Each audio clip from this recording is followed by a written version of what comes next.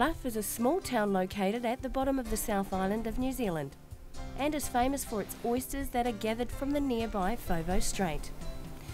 Bluff's Māori name is Motupohue, which means Island of Yellow Native Convolvulus Flower, and refers back to the days when Bluff was forested with native bush all the way down to the surf line and had a thriving native bird population, including tui, bellbird, South Island fantail and silver eyes, which are readily seen around the town belt and walking tracks. There are also species that are becoming increasingly rarer on the Southland mainland, such as the kaka and the titi.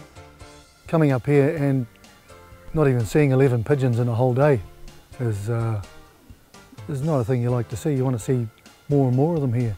And I hate to think that my escapades in the past have contributed to what happened to the pigeons and what's happening now.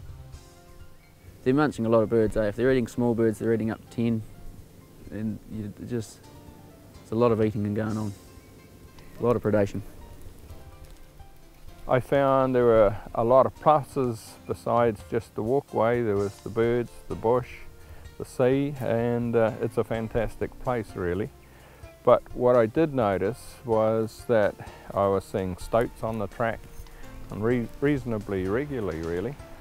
We had a meeting in my backpackers lounge, and there were quite a few people who were having problems with possums, people who enjoyed the walkway, people who enjoyed birds. So the numbers were there, the interest was there, and we decided to carry on and work through.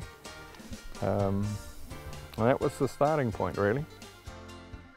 The Trust really is about protecting the native environment at Bluff Peninsula, Bluff Hill, and trying to return it to its former state, ideally. It's an environment where it's predator-free, it's pest-free, and there's a broad variety of species of birds, invertebrates, and reptiles as well. In the years since, the native bird life has been greatly affected by the predation of stoats, possums, rats, and cats. By trapping the predatory animals, combined with the significant geographical feature of the hill, it should be possible to achieve significant pest eradication. Bluff is an interesting part of the world. It's a peninsula which is sticking out to the southern part of the mainland here, and on that there's a fair bit of native scrub and forest land, and with that it's relatively impacted from the pest species which are living there. But the interesting part about Bluff is that it's a stopping off point for animals coming and going from offshore islands such as Stewart Island. So you have a lot of bird species which would use Bluff Hill as a pathway, a gateway to get to the mainland and vice versa. Protecting this environment here will actually have huge follow-on effects and create population interchanges between those islands.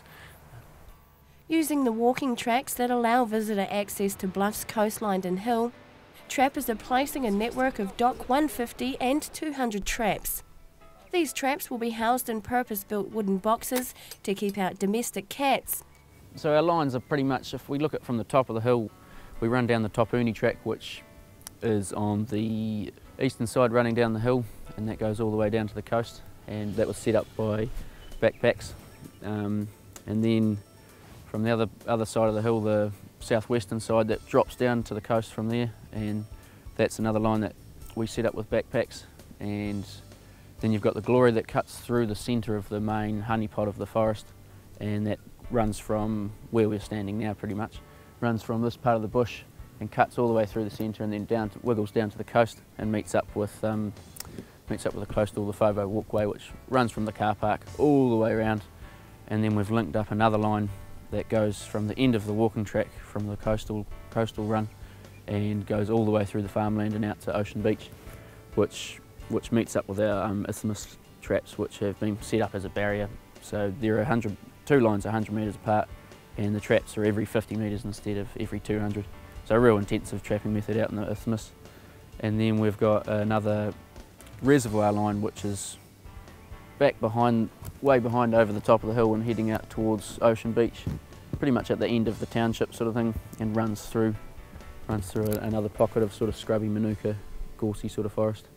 We're using different traps for different areas because with a farmland sort of habitat, you've you come across a few more ferrets, which we have caught none yet, but you'd use a different trap for those. Dock 200s out in the farmland and Dock 150s, which is a smaller trap, more designed for stoats and rats and weasels.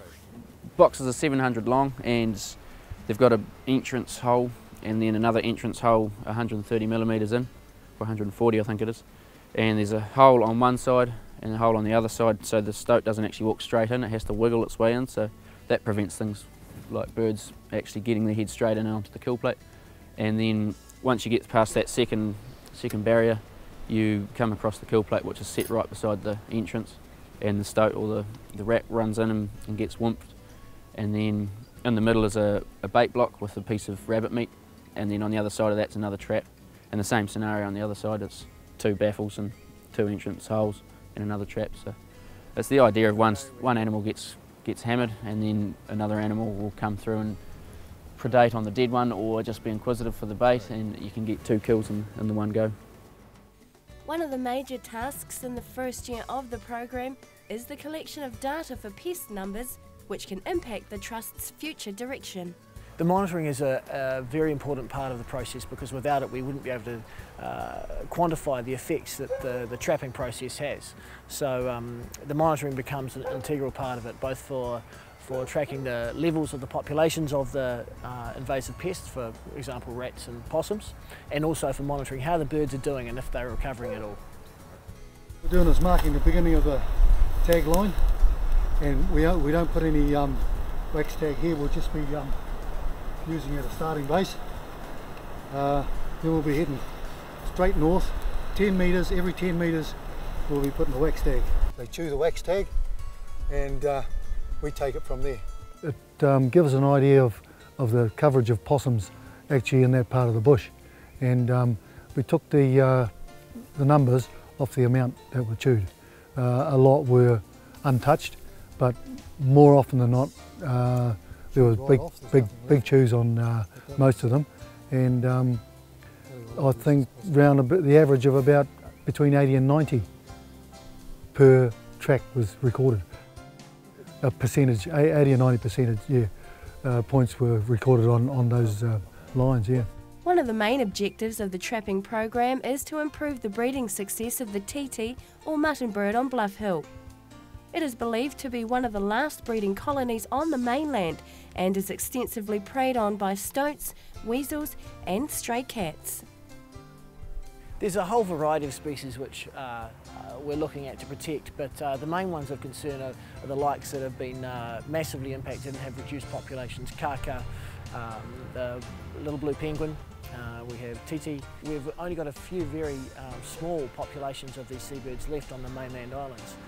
What would be ideal, of course, would be to return a lot of the coastal environment to a situation whereby these birds could come back and quite happily and successfully and effectively breed and populate the land. Although trapping of feral cats, stoats and ferrets will help take some pressure off the bird population, it is also important to control the other pests like possums and rats. So one of the other animals that we have, which is an issue here in New Zealand, is the fairy possum. Now, this is all the way from Australia. There's estimates of in the region of 100 million of them in New Zealand currently. They consume several thousand tonnes of trees every night, and they also are responsible for eating eggs and young birds before they fledge. So these are one of the main problems in New Zealand's forests today. Possums are fairly big. They're in the trees. I know that they're to a degree omnivorous. They eat eggs, they eat chicks. But I thought that a lot of the nests, particularly of fantails, small birds, they're going to be out of range of possums. They're too heavy and they won't be able to get there. But I found that they're a bigger threat than I thought. They actually knock off about or destroy about 80% of bush pigeon nests. They can get to those, obviously. And they probably have a very serious effect on quite a few other species as well. I think possums are a large priority here in Bluff because they do have such a massive effect on the environment, both from predation and from browsing, and also from trampling. There's runs that they have through the forest whereby they use these areas every night, and it's you can see there's been a lot of animals moving through there, and they create quite a bit of damage, which really reduces the regeneration of the native growth. So here we are again, and we've come across a good analogy of what we think's going on. Basically, we've got a possum trap here, and we've got a bait station here, and there's no possum in this trap, but it's clearly gone in here and raided the easy tucker.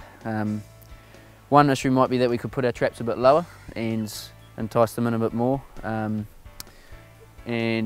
yeah, it's a bit of a trick really, because you put your bait out for your rats and you want to really knock down the rat population, but then you've got possums coming through and getting an easy feed and raiding them all. And it's really taken the bait away from the rats. Well, they've been pretty wise on it.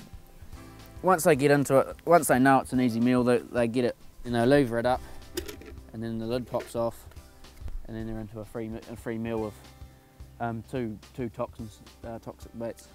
Yeah, it's becoming an issue. You know, a lot of these traps are ending up like the snow baits, and then the lid's taken off, and we don't want that. Basically, we want the lids to stay on. We don't want anything. We want the rats to go through and get the baits inside the tunnels, and if it's not opened up to the birds and everything, it's a whole lot safer. Well, I think we've got to expand our operations into other parts of the hill. We've got to do this block only. On the possum trapping, we probably involve 2 blocks, so we've got to reach another 2 blocks at least.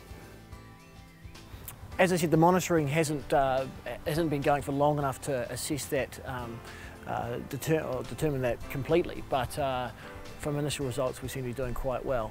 The guys have kept up with what their plan was doing. They're ongoing increasing the trapping effort, and they're moving that as the need requires. They've just recently installed the rat lines, and everything's going as hoped.